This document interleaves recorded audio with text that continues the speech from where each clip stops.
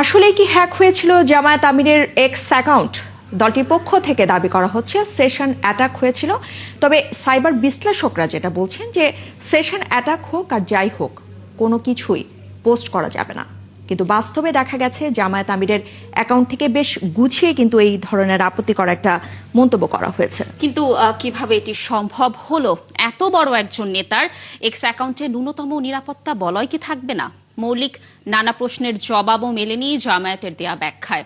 ওদিকে সামাজিক যোগাযোগ মাধ্যমে অনেকেই দাবি করছেন প্রতিপক্ষকে ঘায়েল করতেই হ্যাকিং এর নাটক তৈরি করেছে জামায়াত।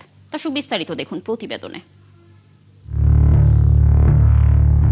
জামাত আমির ডাক্তার শফিকুর রহমানের বক্তব্য বরাবরই ইতিবাচক, কিন্তু নারীদের নিয়ে গত শনিবার এক্স অ্যাকাউন্টে দেয়া পোস্টটি রীতিমতো বিস্মিত করেছে সবাইকে। ঘরের বাইরে বের হওয়া নারীরা পতিতার সমতুল্য এমন একটি দাবি তুলে ধরে পোস্ট করা হয়। তবে জামাতের পক্ষ থেকে জানানো হয় এই পোস্ট জামাতের আমির করেননি, তার এক্স অ্যাকাউন্ট হ্যাকড হয়েছিল। যুবদল এবং ছাত্রদলকে টার্গেটও করা হয়। পাশাপাশি ব্যাখ্যা তুলে ধরা হয় কিভাবে হ্যাক হয়েছিল জামাত আমিরের এক্স অ্যাকাউন্ট।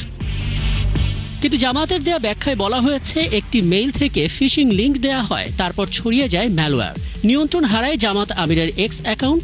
তারা দাবি করেন এটা ছিল সেশন হ্যাক, কিন্তু বাস্তবে সেশন হ্যাক হলে হ্যাকার কোনো কিছু পোস্ট করতে পারে না, অথচ এখানে দেখা যাচ্ছে তার পোস্ট। জামাত বলছে হ্যাকিং এর ঘটনায় যে মেইল দেখা যাচ্ছে তিনি সরকারের উচ্চ পর্যায়ের কর্মকর্তা। সেক্ষেত্রে ন্যূনতম 2 ফ্যাক্টর অথেন্টিকেশন থাকার কথা, যেটা থাকলে সবার আগে জামাত আমিরের সোশ্যাল মিডিয়া হ্যান্ডেলিং টিমের চোখে পড়ার কথা। সেটা তো ঘটেনি। যখন পত্রিকায় খবর হলো, সোশ্যাল মিডিয়ায় ছড়ালো, তখনই কেবল তাদের চোখে ধরা পড়লো।